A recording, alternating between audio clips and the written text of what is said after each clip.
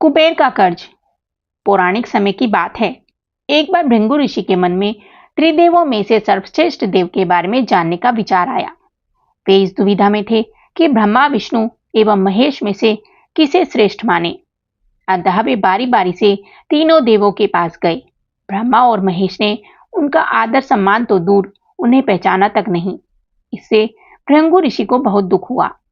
ब्रह्मा और महेश के व्यवहार से दुखी होकर भृंगु ऋषि विष्णु जी के पास बैकुंठ लोक पहुंचे। विष्णु जी उस समय क्षीर सागर पर विश्राम कर रहे थे। देवी लक्ष्मी उनके पैर दबा रही थी। भृंगु ऋषि ने विष्णु जी से ना कुछ कहा और ना सुना, सीधे अपने पैर से उनकी छाती पर जोरदार प्रहार किया।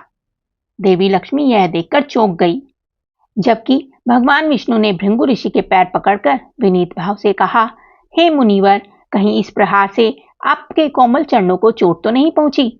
आपको मेरे कारण परेशानी उठानी पड़ी, इसलिए मैं आपसे क्षमा प्रार्थी हूँ।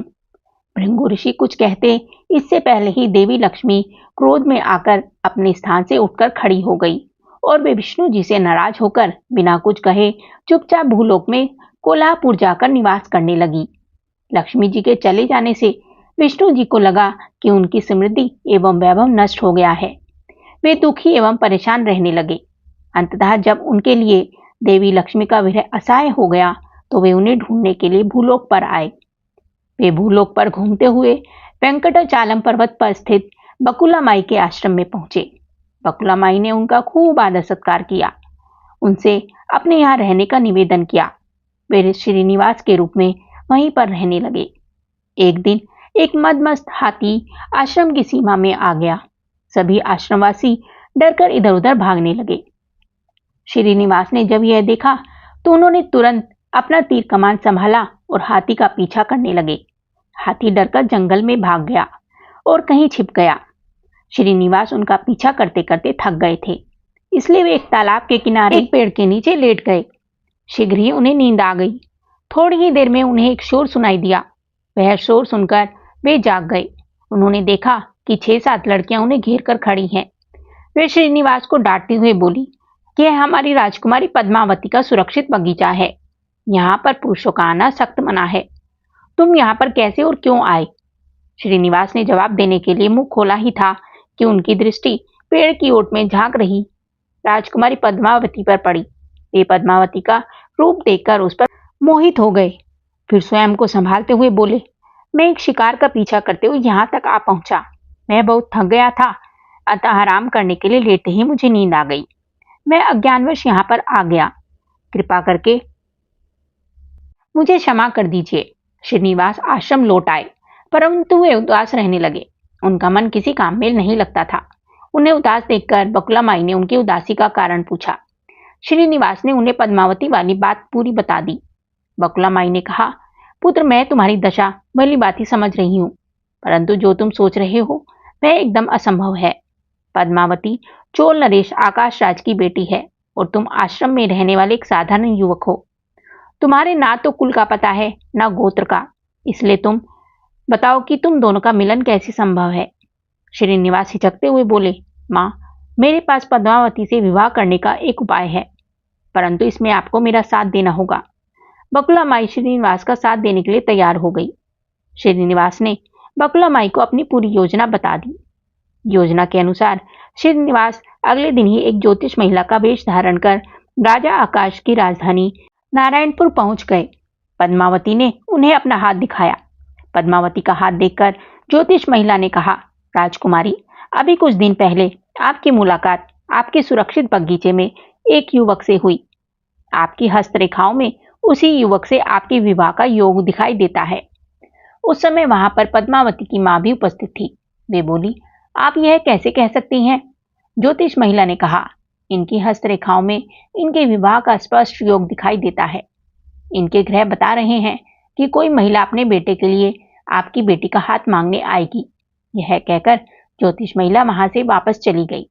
इस घटना के लगभग 2 दिन बाद बकुला माई तपस्विनी का वेश धारण कर राजा आकाश के पास आई और उन्होंने श्रीनिवास के लिए राजकुमारी का हाथ मांगा। राजा बकुला माई को तुरंत पहचान गए। उन्होंने बकुला माई से पूछा, आप किसके लिए मेरी पुत्री का हाथ मांग रही हैं? जरा विस्तार से बताइए। बकुला माई बोली, वह चंद्रवंश में जन्मा युवक है।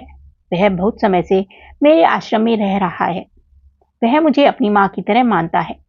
वह हर तरह से आपकी पुत्री के योग्य है। राजा आकाश ने कहा, आप मुझे थोड़ा समय दे, मैं सोचकर आपको बताऊंगा।